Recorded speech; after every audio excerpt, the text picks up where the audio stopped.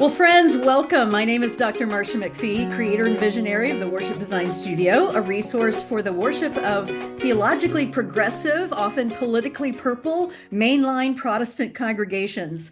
I'm so pleased to be here with Reverend Kathleen McShane and Rabbi Elan Babchuck for a conversation that I believe will inspire you, perhaps as you prepare our new worship series called The Changemakers. They are the authors of Picking Up the Pieces: Leadership After Empire.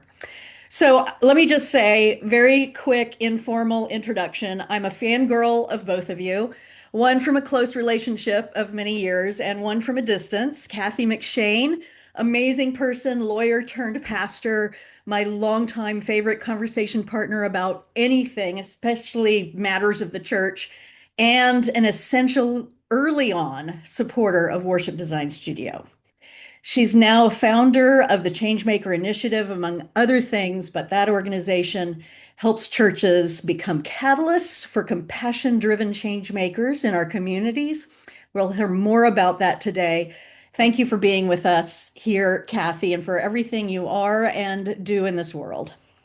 Thank you, Marcia. So good to be with you and with everybody on this call. Thanks. Yeah. Thanks for inviting me. You're welcome. Elan Babchuck became a rabbi and got an MBA simultaneously, I hear.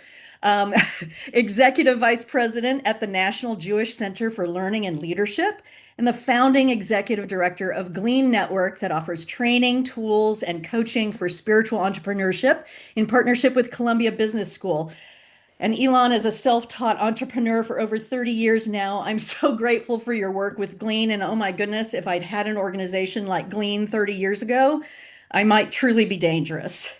So thank you so much for being here. Thank you so much for having me. What a gift. I'm really looking forward to the conversation. Great. Well, Elan will be with us for about 20 minutes before he must attend an unexpected funeral for a friend's mother. Our condolences, Elan, and thank you for making the time with us this morning. Thank you. So let's get right to it. Let me just tell people who are watching, either live or the recording afterwards, that might not have looked at the book yet or even read about the book yet. Here's a little description. This book argues for a leadership model in which power is shared rather than hoarded, and in which every person can stretch toward the fullness of their God-given gifts, regardless of where they land on an organizational chart. I think that's a wonderful summation, but the book is deeply rich and goes through some incredible exegesis of sacred text and of life to get us there. So the first question comes because I just finished writing another worship series for Advent and Christmas that focuses on the destructive aspects of empire in the narrative of the birth of Jesus. So I'm really focused on and interested in the ways that empire has embedded itself in the human story, as if it's part of our DNA. I mean, Pharaoh, Caesar, Herod, etc., keep showing up. And so I wanted to start with this question. We'll start with Elan. Why is it essential in this moment, perhaps in religious organizations especially, for us to consider how we are leading, and especially to care that we are not leading like empire?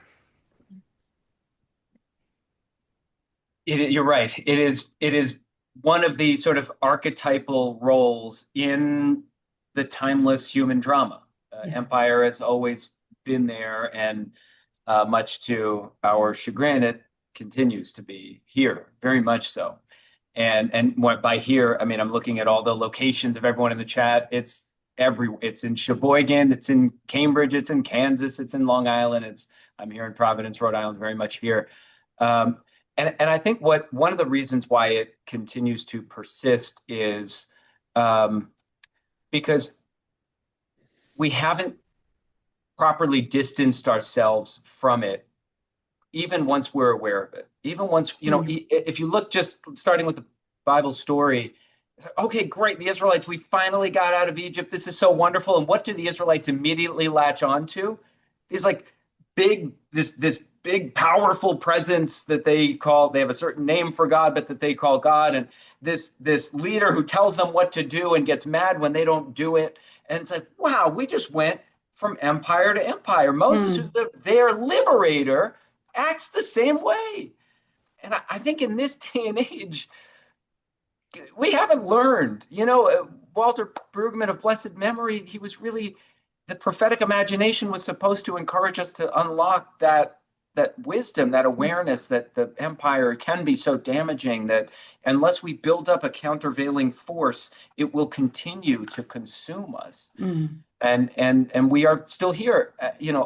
Just a brief, because we're seeing now the resurgence of cryptocurrency, right? Which we thought, well, gosh, when that first the exchange went down, maybe finally we've realized that it's like not the future. But the whole point of cryptocurrency when it first came out was to escape the grasp of these all-powerful banks, which act very much like the empire acts. And so the desire was, let's get away from that. And then, of course, cryptocurrency was supposed to be this liberating force that was going to give people agency and give people freedom and liberate them from those constricting and constraining and coercive forces run by these large banks. And then what happened? Cryptocurrency began to behave exactly like the empire that it was designed to escape from. Mm. And we now have those same forces that are controlling monetary policy. So we can do this in any sector, and there's an empire everywhere you look. And I think the invitation that Kathy and I are almost in an exasperated way trying to continue to invite people to imagine is that until and unless we build countervailing forces, and that's going to come, they have to be heart-led and heartfelt and spirit-led and spirit-felt. Until and unless we build those countervailing forces, we're going to continue going from empire to empire. And it feels like the title of the subtitle of the book is aspirational. It's like leadership after empire. Okay. Assuming that we're after empire. But I love that. I love that you're sort of giving us this vision of there can be a different way, a different way. Kathy, as I'm reading this, I'm hearing the voices of some folks in the church who, as you described, lead a different kind of leadership and a shared leadership, as that description said. I can hear people saying, "Isn't that what we pay you to do?" you know, but you have a transformational sort of story about how you sort of the light bulbs went off and you said, "Wow, I could lead in a different way." Tell us a little bit. Yeah, thank you, Marcia. I'm just going to echo first what Elan said by telling you that the central metaphor of our book is the pyramid. Mhm. And we really came onto that image by noticing that the leadership structure in almost every kind of organization in our culture, Western culture, is in the shape of a triangle, right? Mm. Two-dimensional pyramid. It doesn't matter whether it's a university or the government or a corporation or a church, right? Our organizational charts look like there's one person down from that. And the truth about empire is that that's insidious, right? That sort of crept into leadership of the church, not because of our theology, but because that's the model that we are surrounded with everywhere. And so for me, what I realized as part of the change-making work is that model had crept into me too. That at some point in my life of ministry, I began to see my calling as leadership itself. And what that meant was a focus on my leadership. So I realized that all my life of leading churches, what I had essentially been saying to people who wandered into church was, come here, come bring yourself, your time, your money, your energy, and all those other things you do in your life, your work, your other volunteer commitments. Could you do a little less of those so that you have more of yourself to bring here? Because together in the church, we're going to do something really great. And I realized, and I still feel a little embarrassed about this, that I had been completely overlooking what their lives were about. They were kind of putting them into my project of leading the church. And so this was a turn for me in seeing that my role as a pastor, as a leader of the church, was not to enlist them in my work of building the institution of the church, Mm, instead to focus on what their lives and callings are. It yeah, changed a lot of things yeah. about the way I think and lead. Yeah. Well, we've all been shaped by empire, and I think at times we all look for a savior, that charismatic, smartest person in the room, kind of leader to get us out of the messes that we feel like we're in. In the book, you write, Moses' overfunctioning as a leader corresponds with and perhaps has encouraged a commensurate frailty in the people. The more he took on, the less capable they became. And you liken this overattachment to a leader to sort of a golden calf moment. Elan, would you flesh that out a little bit for us here? Mm. Yeah, and I love the phrasing about who the leaders are, the charismatic ones. That you know, my wife shared this advice a long time ago, and for me, this is very easy advice to follow. But the advice is as such: if you're the smartest person in the room, you're in the wrong room. And for me, it's easy to follow because Kathy is one of my closest friends. It's easy to be in rooms where there are those that I have what to learn from, where I don't feel like I'm stepping in with that expectation that you are. Now, part of the challenge is depending on your relationship, and I almost think about it like, Kathy was describing, depending on the geometry of your relationship to your community, sometimes they're going to put you up on that pedestal and expect you to be the smartest person in the room, and maybe they'll say exactly what they said to Kathy. That's what we pay you for. That's what we pay you to do. And I think that it's also part of just as it's part of the natural human drama, the timeless human drama that the empire exists. I think it's also part of the human condition to sometimes want to be able to defer to expertise. There Yeah. are simply some times where it's really comforting when someone says in a very smart voice, and they've got all the titles and the credentials, and says, this is the way to go forward, and we have to do this. And I think so. What we're arguing here is not to give that up entirely. This Mhm. isn't about losing all authority. This isn't about giving up your expertise. You've got that doctor in front of your name. You shouldn't remove that, right? That's a part of who you are, and that's a part of what you bring to the conversation. And it's not about giving that up. What it is about is being aware of it, even naming it as you're walking into a space. And if you're the person upon whom those expectations are thrust, Mm. also look out at the group and think, gosh, what do I have to learn from all of these people? What would it be like to co-create something with all of the folks in this room? And there's a real sense of, that another biblical moment that God was in this place and I didn't know. Well, as a leader of a community, as a leader, as a CEO, or director of an organization, president of an organization, oftentimes you're expected to be the smartest person in the room. And there are times when you probably should take up that space, and maybe the veto is the right thing, not the vote. Yeah. And But and you talk about the people needed Moses to say, let's get going. And they needed Miriam to bring the tambourines and say, we gotta celebrate, right? The ritual leader.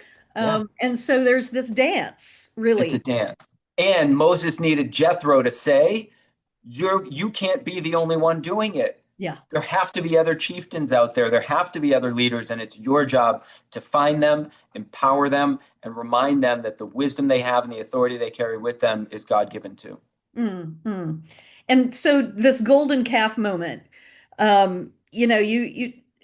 you all talk about Moses going up, being absent for a little while, and this fear that sets in, like, oh my gosh, we don't have somebody right here to tell us what we're doing. And so this how fear creates this need to make something happen in that moment. Can either one of you unpack that just a little bit for us? Because I think it felt like a really important thing to notice.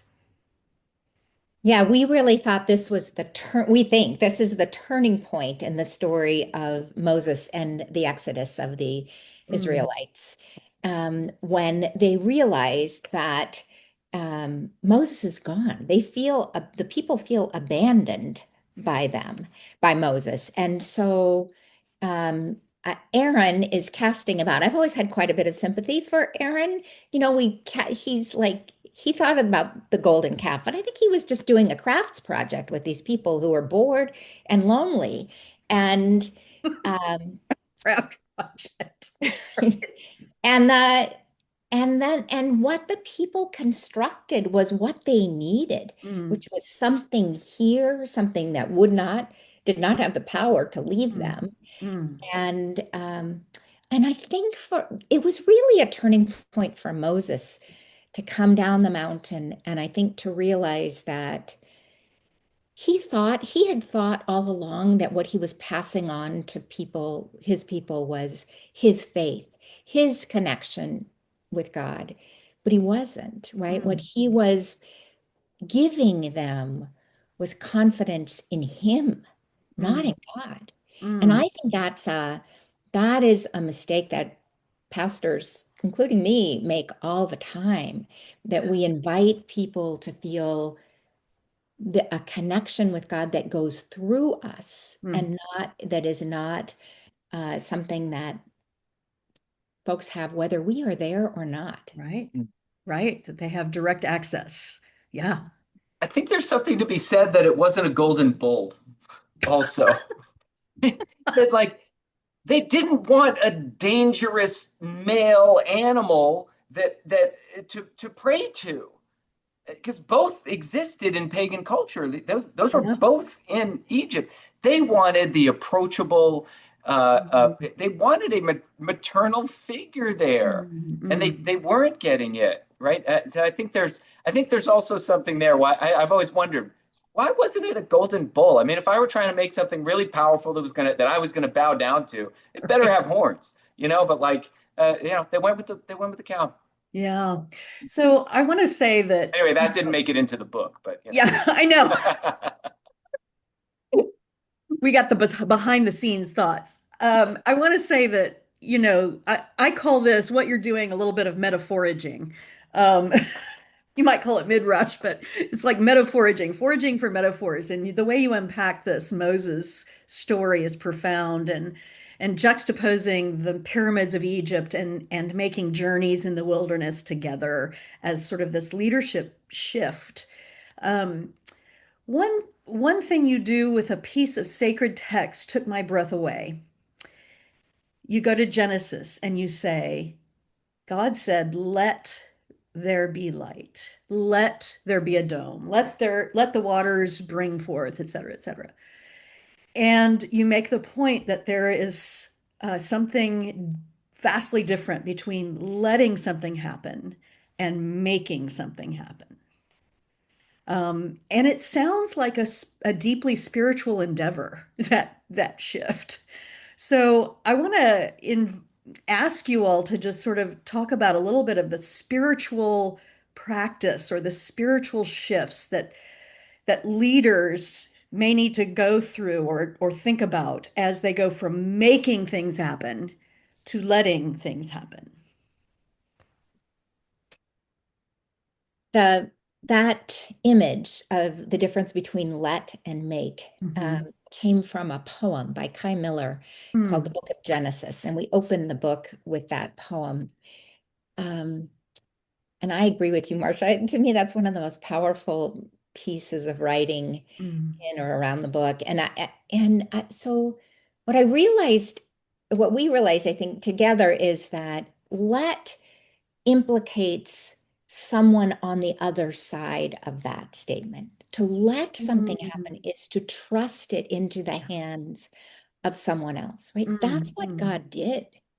God trusted the creation itself before it was, to say there will be something to pick up my let, right? mm, And that's the trust in others that leaders also need, right? mm, mm. That in some ways is, I think, the profound spiritual point of our work, which is it's about trusting others. We had a lot of conversation over the years we were writing this book about empowerment. We talk about empowering other people and how and entrustment, which is not to say we are not giving anyone power, right? People come with their own God-given powers, part of the dignity of being human, right? What our work is as leaders is to trust them with their own power, and to know that, to allow them to use the power they've been given, whether they're volunteers or other staff members, whatever the configuration of our organizations is, that it doesn't take anything away from our role as leaders. God moves at the speed of trust. And we're constantly looking for, where is God in all of this, in our organizations, in our relationships.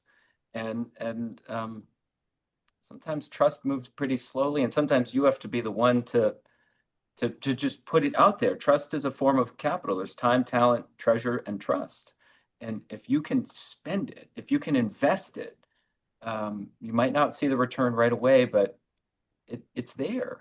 And even just this morning, I was on a, reply to all, by the way, I think is the single worst invention of all time. So let me just start there. But I'm on a reply to all email chain, and it's a request for a response, basically. And I'm on there with several of the other folks that work in my organization. And I have the answer. I know what the answer is to this question. But what use is that going to be? First of all, if I'm the first one to it, then I'm going to be training them that there is no let. I don't do letting, right? So I just decided I'm not going to respond. I'm just going to wait. I'm going to snooze on it. I'll get back to it another time. It's not urgent. And the most beautiful thing happened. First, one person responds with a beautiful response that, by the way, wasn't the answer I was going to give, but it was even smarter. It was better, more depth to it. Then the next person responds, great idea, let me add to it. And a third one, and guess what? They're all going to do some amazing thing, and I'm going to have nothing to do with it. And that's, gosh, what else should I be doing? It was just such a beautiful experience, and humbling. If you're a leader of an organization and you're not humbled day in and day out with and by the people that you surround yourself with, maybe it's time to trust a little more. Yeah. And it sounds like the example you just gave is one of those practices of mosaic leaders that you talk about towards the end of the book. One of them is slow down, and that's kind of what you did. You kind of just slowed down your own role to allow others to play with it for a while, to cultivate their own curiosity. So I'm just going to list these. And then just, Elan, I know you have to go soon.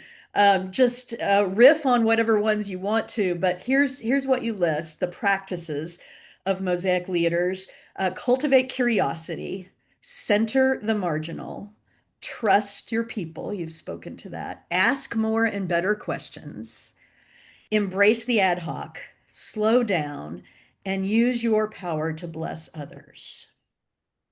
It's a good list. Maybe not easy, but it's a good list. What would you riff on, Elan?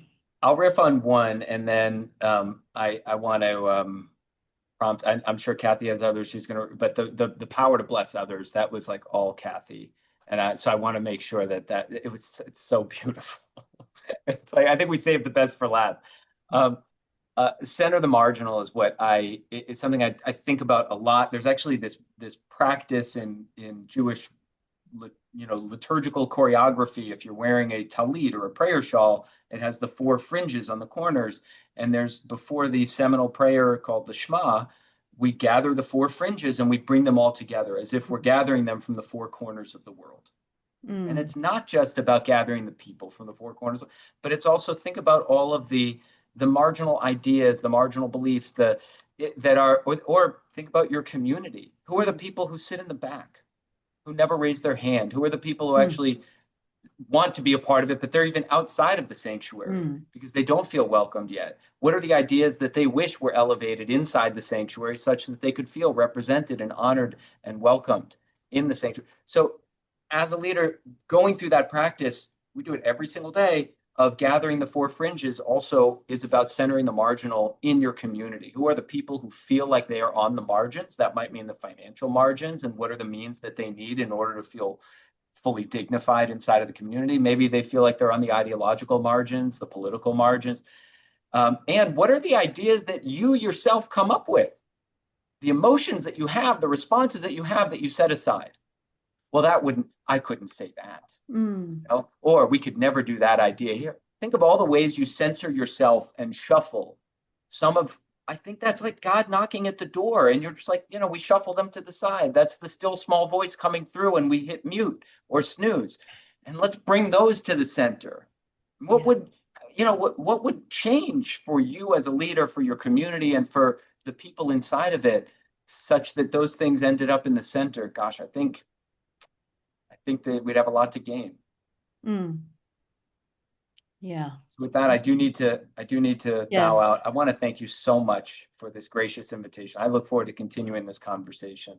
All right. Thank you so much for being with us, and many blessings. And again, our condolences. Thank you. Thank you. Elan. Do well. All right. Marcia, I would love a chance to riff on one of Yes, those. please, Thank please. you for raising those and bringing them back to mind. I think I want to go back to trusting other people, trusting your people. Because you know what I find the hardest part of trusting other people is trusting that they care about this endeavor of the church as much as I do. Right? It's I so often felt as a pastor that I was invested with holding this thing, and I could sometimes feel on Sunday mornings like I was clenching my jaw, like I could conjure up more people to come into church or something but I so personalized the responsibility for this work of the church. And it just, I think consciously or unconsciously, I often thought nobody else felt that the way I did. And I think about Jesus and about how he left his disciples and said, now you go make disciples, you go be Jesus, right? And he knew they were going to screw it up, right? That nobody could be Jesus. There was pretty much proof. Yeah. No style guide, no Right. manual. He knew things were going to go wrong, and he trusted that the purposes of God would stay on top no matter what. And that's the way I want to lead, with that much trust. It's both, it's in the people, and it's in the way of God in the world and the truth of what we believe. But boy, it's hard.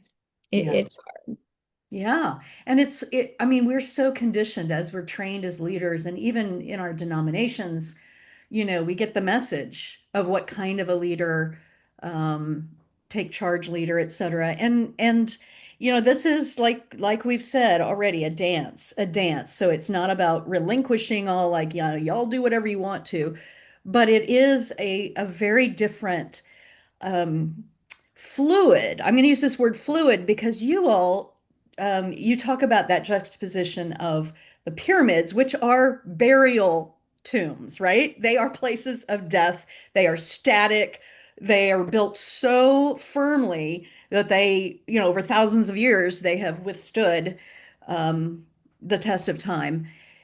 But they are places of death. And you all talk about a fluid kind of leadership, which is living, right? The living water. We might want to talk about it. So tell me a little bit about that imagery of from static to fluid. We worked really hard at finding the right image or shape Yeah. or metaphor for what it was we were hoping it might be the counterforce to the pyramids. And we talked, is it a circle? We never got quite right. The closest we ever got to it was a lava lamp, right? So fluid is a Good uptake. You know, a lava lamp where something Yeah. comes up for a minute and it is on top and then it drops Yeah. again, right? That's what leadership in this model looks like. Mm. That there are moments when a strong leader is needed, but Hmm. far fewer than we think, right? There are, in a crisis, you do need someone to come to the front and say, go here. I know, follow me. Yeah. But there are very few moments like that in the life of our congregations, right?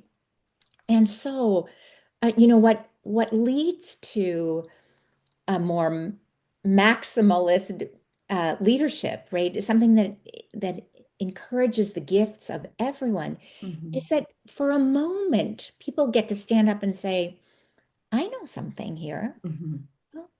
Um, the story we use in the book that illustrates this the best, I think, is the story of Nachshon, who at the Red Sea, you know, at what it comes from the Midrash that says, "At what moment did the waters part?"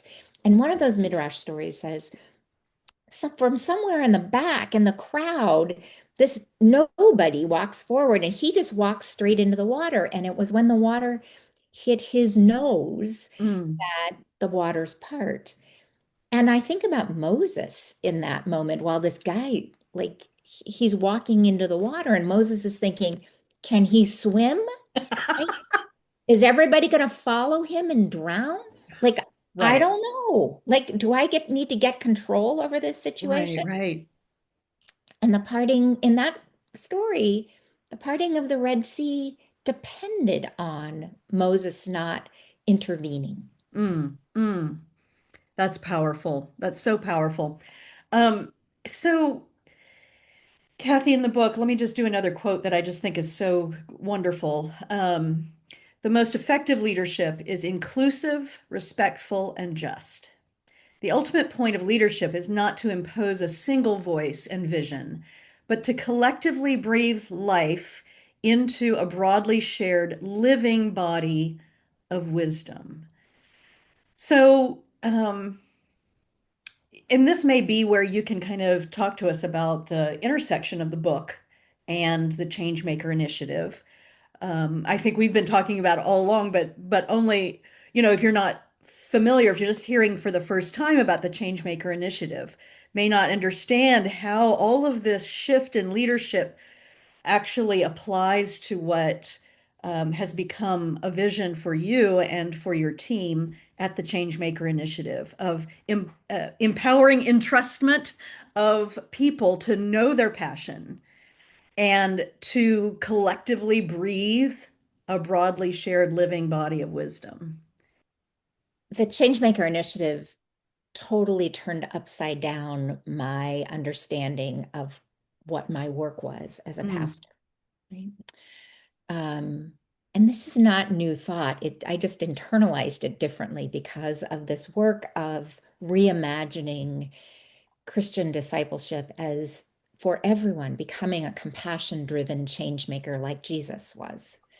And where I went, what I finally understood about that is that my work what is about helping people to see, sometimes naming their gifts, their calling, who God invites them to be in the fullness of their humanity.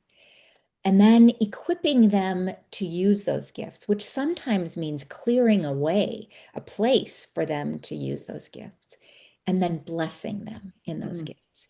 And what was essential about the Changemaker Initiative that was different than the ways I had done church before is what we said to people, um, those gifts are not just for use in the church, right? You can be a compassion-driven change maker. You are called. Every one of us is called to be a compassion-driven change maker in the place where you work, or you go to school, or your neighborhood, or your family. Whatever your primary calling is, that's where God invites you to be this version of Jesus in your environment. I think for years I had struggled with, I think all pastors do, like, oh, like, could we raise the level of church in people's priority list higher, right? Could we Mm, make their commitment to church, which we synonymize with their commitment to God, right? Could we make that a higher priority for them than it already is? And the truth is, people are always going to see their family or their work, their Monday through Friday work, as a more urgent call on their lives than what mm, we do in the church. What changed was me, right? To say, as it should be, right? That's the lives God has called them to lead. The church is my calling, it's not theirs, right? and yet And church is home.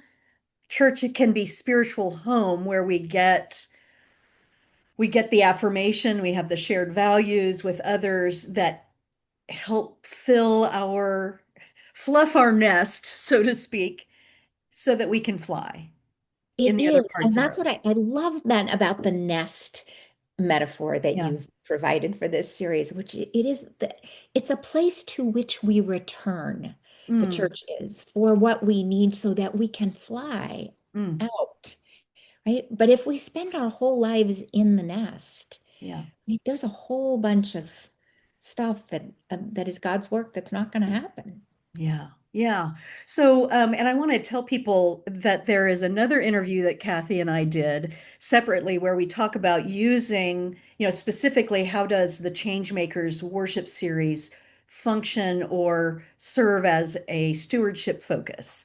And so I want to, just remind folks that when you're doing that series, that is in your materials, and there's lots of good things in there. But I want to focus just for a few minutes on actually the Changemaker initiative. So let me pull up a slide here for a moment. So we are so excited that we have collaborated with the Changemaker initiative on the worship series called The Changemakers. And Kim and Karen, especially, who are part of the Changemaker Initiative team, helped us with resources. Kathy helped us with resources. Other folks from the Changemaker Initiative. Bobby Joe Valentine, who you see here, has worked with both myself and Kathy's church. And so lots of his music in it. But it was such a great collaboration because of the messages of this shift in the way we think about participation of people in the church and in the values that the church offers affirmation for. And so just want to remind folks, if you don't know about the worship series, it's a 4-week worship series, great for stewardship time, but also can function separately than that kind of a focus. And also to say that if you're really inspired by the book, by the worship series, you can also go further in becoming a changemaker church. And the Changemaker Initiative is going to start a new 12-month cohort program. So, really helping you with the process of going through discernment around people's passions, about being a change maker, going through all 4 of these steps that we have as the 4 Sundays, the 4 weeks of the series. They're going to start that January 2026. And if you want to know more, they're going to do a preview session Tuesday, September 30th from 4 to 5 on Zoom. That's Pacific time. So do the math in your head. But you can sign up for that at thechangemakerinitiative.org and just sign up to learn more about what it means to be in a cohort program. As you see, it's limited to 12 churches, so it's a very intimate process where you can work individually, with the Changemaker Initiative team. So, Kathy, what would you tell us to encourage us around this preview session, around the initiative itself?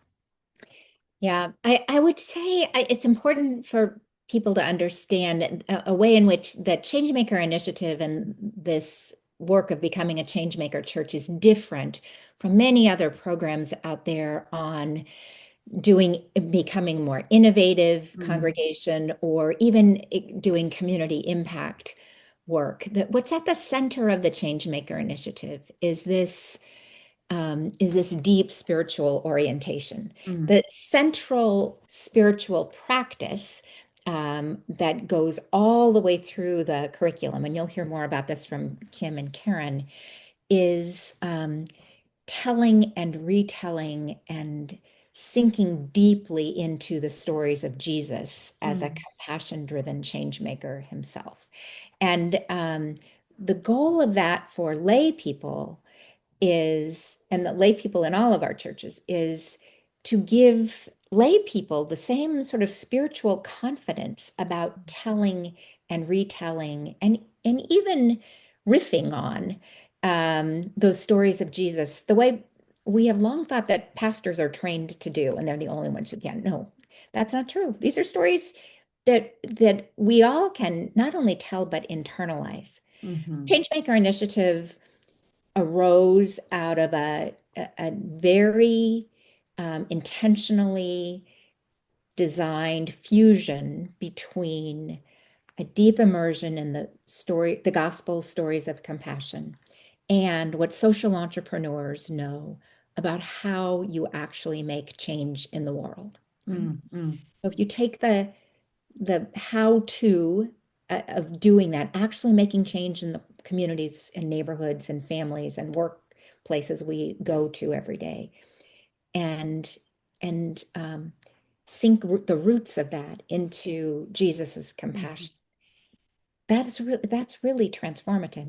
What we found in the first year that we did this work was that what I found was that it was the most transformative discipleship formation process that I had ever done in 25 years of ministry.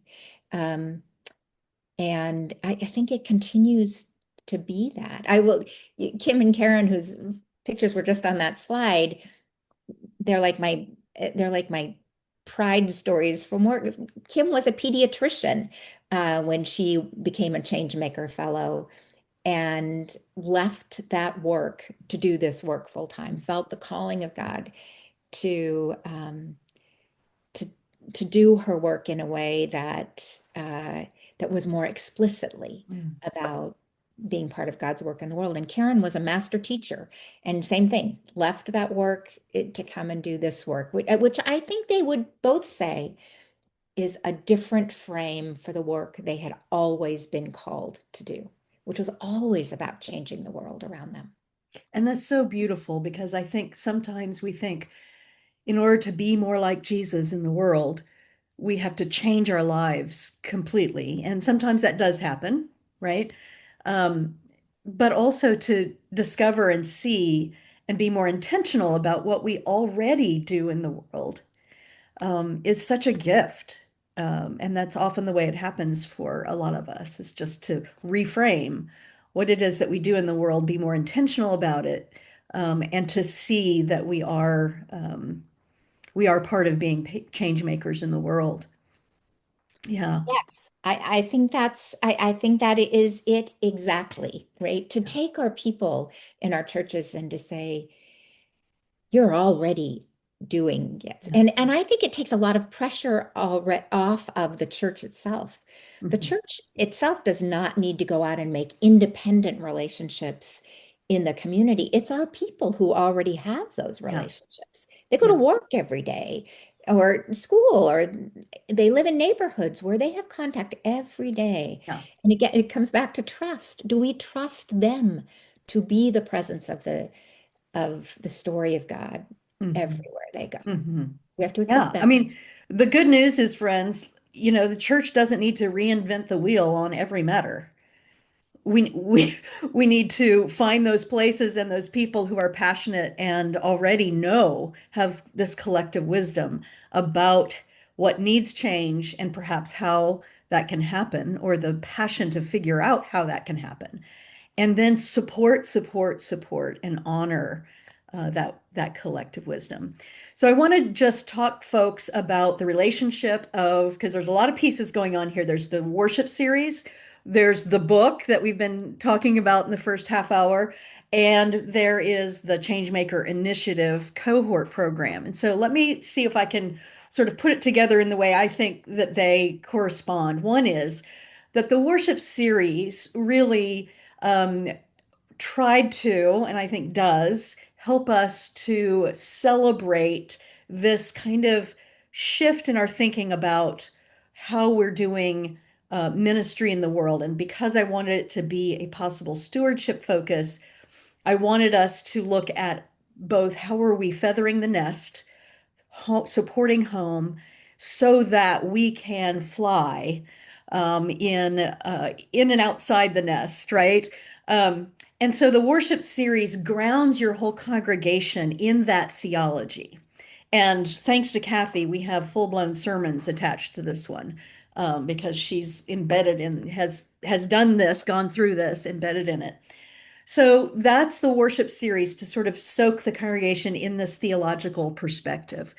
The book, I think, is such an important read, especially for leaders, because if you embrace this theological perspective of the entrustment, the empowerment of the people themselves, then as a leader, we really need to get some theological grounding for that kind of shift and understand how the expectations that have been put upon us by empire, let's call it, right, by the expectations of how we do leadership, how we do denominations, how we do church, that we can choose a different way.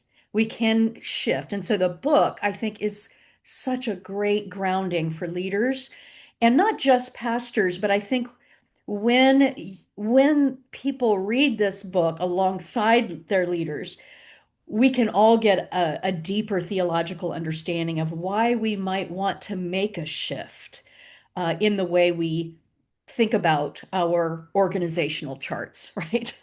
Um, and then the cohorts with the Changemaker Initiative are for churches that really want to, that perhaps get a little fire in this, like, oh, we could really use some guidance on furthering this. And so this is a team, a way for you to really get some guidance and go through a process, a really well vetted and well embodied process of becoming change makers in the world. So, Kathy, anything that you would add about those relationships? I just wanted people to understand the relationships of these things that we've been talking about today. No, I think that was very helpful. I will just say about the change maker cohort that you have an invitation to, that this is a sort of training for a team coming out of a church to think about different practices that can apply to all of your decision making. The goal of that cohort is to practice being a risk-taking church, and it involves processes of listening and thinking with design thinking skills about the full array of options in front of you. So it's a set of skills that I think can be used not just once and not to get to a particular end. It's useful for some strategic planning kinds of processes, but also some practices that are useful, I think, for decision making across a church's life together, all together. That's so helpful. I have not seen any questions come my way. So I'm going to play the trailer for the worship series just to give people a taste of that. And while I'm doing that, if there's anybody who's got a question formulating, send that in the chat, and we'll see if there are any questions, and if not, we'll close out.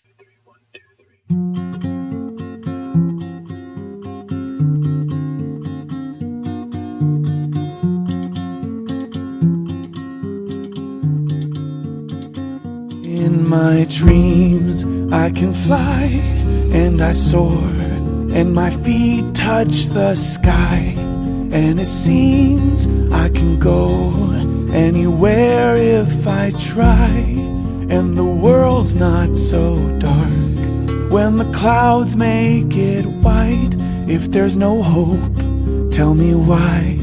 In my dreams I can fly.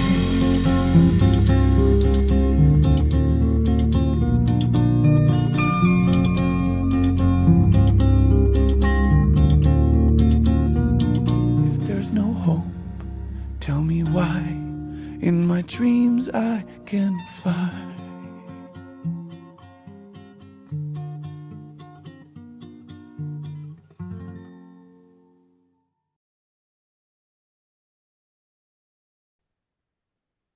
I just I just love Bobby Joe's music. It's that kind of uplifting and whimsical feel of working together for something big, right? Something, what do you say, Kathy? Risking something big for something good. Yes, Yeah. risk something big for something good. Yeah. So I want to thank Kathy and Elan, who had to leave for a funeral, for spending some time with us. Um, so I do see one question. If there are more than 12 churches interested in the cohort, what are other options? Ah, okay. So Kathy has answered that in the chat. There are other options. Be in touch with Kim and Karen. Yeah, and you can do that through their website, the changemakerinitiative.org. So thank you so much, Kathy, for all of this and for our long time friendship and collaboration, but especially on this. I am very excited for churches to do the worship series, to read the book, to be part of the Changemaker Initiative, and to be part of change making in the world. So Thank thank you. And thank you, Marcia. We're so delighted for you and for all your churches who work with you to be using this. I'm really grateful. Thanks. Thank Thanks you. for this time too. Yeah. Well, friends, thank you for being on. And if you want more information about the worship series, that's worshipdesignstudio.com/changemaker. And I pray that it will be a blessing to all of you. And thank you so much for all you are and all you do in this world on behalf of God's people. Thanks so much. Bye-bye.